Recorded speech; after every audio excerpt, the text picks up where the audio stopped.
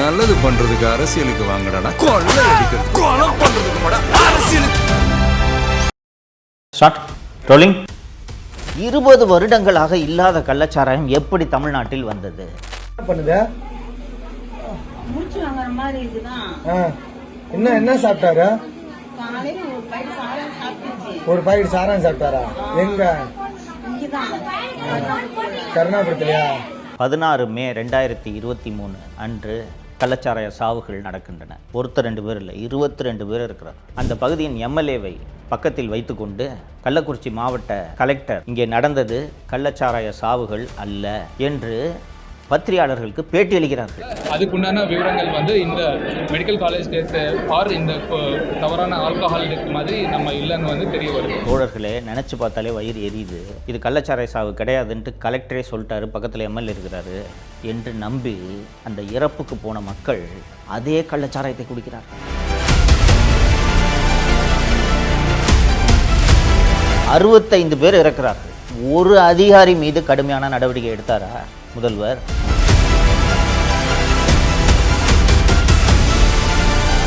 செத்து போன குடும்பத்துக்கு 10 லட்ச ரூபாய் மக்கள் வரி பணத்தை தூக்கி விட்டறிஞ்சிட்டு அவங்க வேலை முடிஞ்சு போச்சா? ஏன் வந்தது மு.க. ஸ்டாலின் அவர்களை பொம்மை முதல்வர் என்று சொல்கிறோம் என்று தெரிகிறதா? தமிழ் பெருங்குடி மக்கள் அத்தனை பேருக்கும் வணக்கம். திமுக என்ற தீய சக்தி தப்பித்தவரை கூட ஆட்சிக்கு மீண்டும் வந்துவிடக்கூடாது என்பதற்காக இந்த 5 ஆண்டு கால ஆட்சியின் அவலங்களை தொடர்ந்து நாம் பேசிக்கிட்டு இருக்கோம், விவாதிச்சுக்கிட்டு இருக்கோம். உங்களுக்கு நான் நினைவூட்டி கொண்டிருக்கிறேன். அதுபோல் இந்த திராவிட முன்னேற்ற கழக அரசின் மிகப்பெரிய தோல்விகளில் ஒன்றாக அமைந்த சம்பவம் தான் கள்ளச்சாராய சாவுகள். தோழர்களே, நான் ஏற்கனவே குறிப்பிட்டது போல ஒரு ஆட்சியில் தவறுகள் நடக்கலாம். எந்த ஆட்சியிலும் தவறே நடக்காமல் இருக்க முடியாது. ஆனால் ஒரு நல்ல ஆட்சியாளர் ஒரு தவறு நடந்ததும் அந்த தவறுக்கான காரணத்தை கண்டறிய வேண்டும். இதனால் இந்த தவறு நடந்திருக்கிறது, இனி இந்த தவறு மீண்டும் நடக்கக்கூடாது என்பதை உறுதி செய்வது தான் ஒரு நல்ல ஆட்சியாளருக்கு அழகு, இல்லைங்களா? தமிழ்நாட்டில் கிட்டத்தட்ட கள்ளச்சாராயத்தை ஒழிச்சாச்சுன்னே சொல்லலாங்க. கள்ளச்சாராயத்தை ஒழிச்சாச்சுன்னா நான் சொல்கிறது இந்த மெத்தனால் கலந்து ஆகக்கூடிய மரணத்தை உண்டு பண்ணக்கூடிய கள்ளச்சாராயம். கடைசியாக 2003ஆம் ஆண்டு கடலூரில் தான் கள்ளச்சாராய சாவுகள் நடக்கின்றன. 22 பேரும் என்னமோ இறந்தார்கள் என்று நினைவு. அதற்கு பிறகு அப்போது முதல்வராக இருந்த செல்வி ஜெயலலிதாவும் சரி, 2006இல் முதலமைச்சரான திரு கருணாநிதி அவர்களும் சரி, அதற்கு பிறகு 2011இல் மீண்டும் அதிமுக ஆட்சி அமைந்த பிறகும் எடப்பாடி பழனிசாமி அவர்கள் ஆட்சியிலும் சரி ஒரே ஒரு கள்ளச்சாராய சாவு கூட நடக்கலை. உங்களுக்கெல்லாம் நினைவு இருக்கும், இந்த கொரோனா காலத்தில் கிட்டத்தட்ட 3 மாதத்துக்கு எல்லா மதுக்கடைகளும் அடைக்கப்பட்டிருந்தன. எடப்பாடி பழனிசாமி அவர்கள் முதல்வராக இருக்கிறார். அப்படி மதுக்கடைகள் அடைக்கப்பட்டிருந்த அந்த காலகட்டத்தில் கூட இந்த பெயிண்ட் அடிக்கிறதுக்கான அந்த வார்னிஷை குடிச்சிட்டு 1-2 பேர் இறந்தார்களே ஒழிய கள்ளச்சாராய சாவுகள் அப்போது கூட நடக்கவில்லை.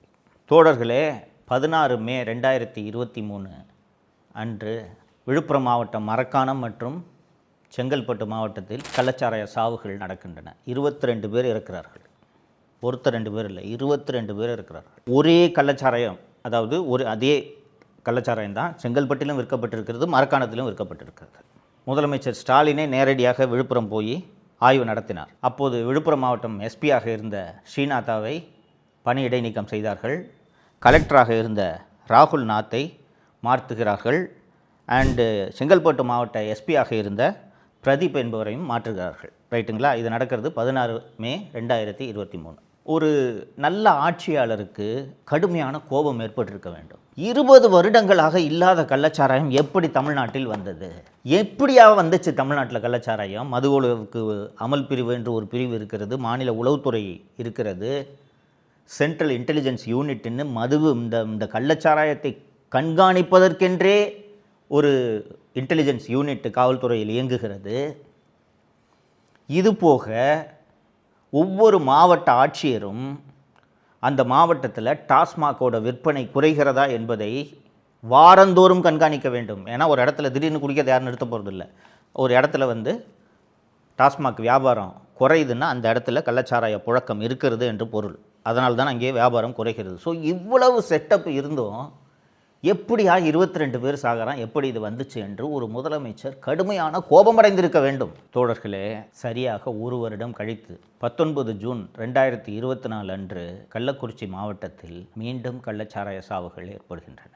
அந்த செங்கல்பட்டு மரக்காணத்தை விட இது ரொம்ப ஒரு கொடுமையான சம்பவங்க. பண்ணுதா முடிச்சு வாங்குற மாதிரி இருக்குதான். ஆ. என்ன சாப்பிட்டாரு? காலையில ஒரு பைட்டு சாதம் சாப்பிட்டுச்சு. ஒரு பாக்கெட் சாராயம் சாப்பிட்டாரா? எங்க? இங்கதான். கருணாபுரத்துலயா? குடிச்சதுல இருந்து அப்படிதான் இருக்குங்களா? என்னண்ணா பண்ணுது உங்களுக்கு? ஒண்ணுமே புரியலையா?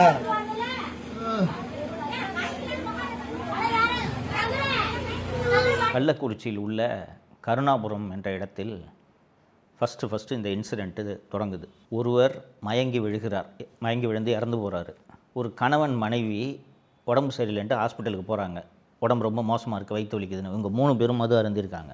4 பேர் மருத்துவமனையில் அனுமதிக்கப்பட்டு இறந்து போகிறார்கள். அந்த பகுதியின் எம்எல்ஏவை பக்கத்தில் வைத்துக்கொண்டு கள்ளக்குறிச்சி மாவட்ட கலெக்டர் திரு ஷ்ரவன்குமார் ஜட்டாவத் என்பவர் இங்கே நடந்தது கள்ளச்சாராய சாவுகள் அல்ல, அந்த மாவட்டத்தின் எஸ்பி சமைசிங் மீனா என்ன காரணம்ன்ட்டு நாங்கள் புலனாய்வு பண்ணிக்கிட்டு இருக்கோம், நிச்சயமாக கள்ளச்சாராய சாவு அல்ல, அதை மட்டும் எங்களால் உறுதியாக சொல்ல முடியும் என்று பத்திரிகையாளர்களுக்கு பேட்டியளிக்கிறார்கள்.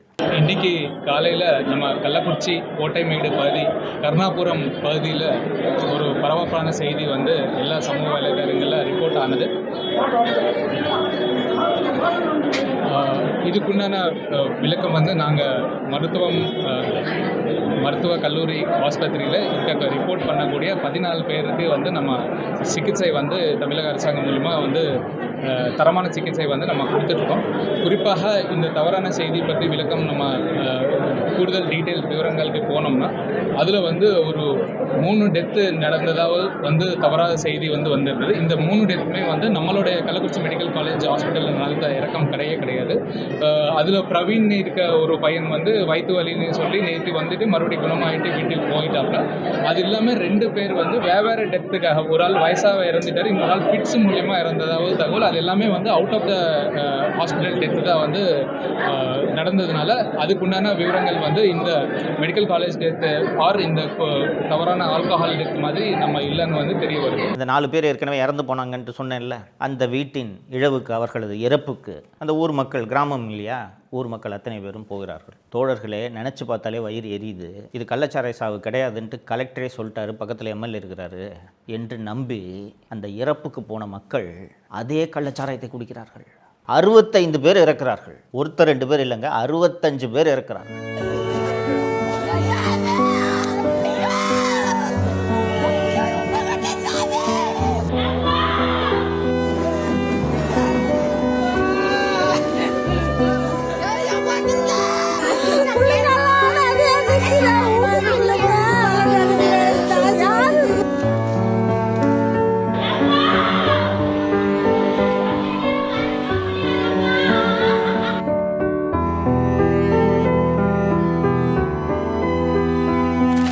கள்ளச்சாராய சாவு நடக்கலாங்க.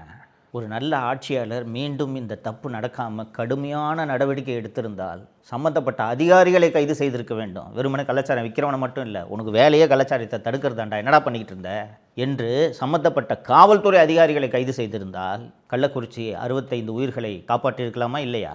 கூடுதலாக இன்னொரு தகவலை சொல்கிறேன். இந்த மரக்காணம் மற்றும் செங்கல்பட்டு கள்ளச்சாராய சாவுகள் நடந்த பிறகு அந்த வழக்கின் புலன் விசாரணை சிபிசிஐடிக்கு ஒப்படைக்கப்படுகிறது. அப்போது சிபிசிஐடியின் தலைவராக இப்போது டிஜிபியாக இருக்கக்கூடிய திரு வெங்கட்ராமன் அவர்கள் இருந்தார். பொறுப்பு டிஜிபியாக இருந்தார் அல்லவா திரு வெங்கட்ராமன், அவர் வந்து சிபிசிஐடிக்கு தலைவராக இருக்கிறார். அவர் அதை விசாரித்து இதை கண்டுபிடிக்கிறாரு. அதாவது எங்கேருந்து இந்த மெத்தனால் எங்கேருந்து கிடைக்குது? மெத்தனால் வந்து இண்டஸ்ட்ரியல் பர்பஸ்க்கு மட்டும்தானே மெத்தனால் பயன்படுத்தணும். அது எப்படி இங்கே கள்ளச்சாராயமாக மாறி கிராமத்தில் விற்பனைக்கு எப்படி வருது என்று அவர் அதை விசாரிக்கும்போது இந்த மெத்தனால் பயன்பாட்டை கண்காணிக்க 2-3 துறைகளுக்கு பொறுப்பு இருக்கிறது. கலால் துறை, வருவாய்த்துறை, வணிக வரித்துறை, காவல்துறை, இது போல் 4-5 துறைகள் சேர்ந்து இந்த நடமாட்டத்தை கண்காணிக்க வேண்டியிருப்பதனால ஒவ்வொரு துறையும் இது எங்கள் வேலை இல்லை என்று பொறுப்பை தட்டி கழிக்கிறார்கள். இதனால் யாருமே நடவடிக்கை எடுக்காமல் இந்த மெத்தனால் நடமாட்டத்தை சரியான முறையில் கண்காணிக்க முடியவில்லை. அதனால் அரசு உடனடியாக ஒரு சட்ட திருத்தத்தை கொண்டு வந்து இந்த மெத்தனால் நடமாட்டத்தை தடுக்க தவறினால் இது போல் பல்வேறு மரணங்கள் விளைவதை தடுக்க முடியாது அப்படின்னு வெங்கட்ராமன் அவர்கள், அப்போது அவர் சிபிசிஐடி டிஜிபி இருந்ததுனால சங்கர் ஜிவால் டிஜிபிக்கு ஒரு கடிதம் எழுதுகிறார். திரு சங்கர் ஜிவால் டிஜிபி அவர்கள் உடனடியாக அந்த கடிதத்தை உள்துறை செயலாளராக இருந்த திருமதி அமுதா அவர்களுக்கு அனுப்பி வைக்கிறார். திருமதி அமுதா அதை உடனடியாக முதல்வரின் பார்வைக்கு கொண்டு சென்று விட்டார்.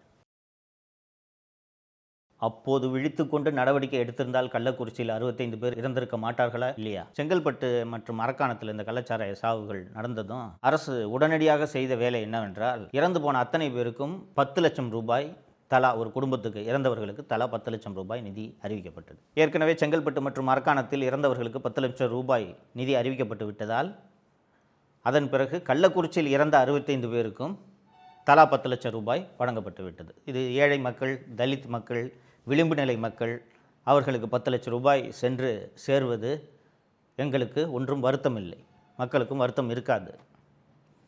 ஆனால் கொஞ்சம் யோசிச்சு பாருங்கள், சிவகாசி மற்றும் அதை ஒட்டியுள்ள பகுதிகளில் வருடத்துக்கு 5-6 பட்டாசு விபத்தாவது நடக்கும். பட்டாசு ஆலையில் சட்டவிரோதமாக ஏதாவது ஒரு பட்டாசு ஆலை வைத்திருப்பாங்க, அதில் வருஷத்துக்கு ஒரு 5-6 சம்பவங்களாவது நடக்கும், இறந்து போவாங்க.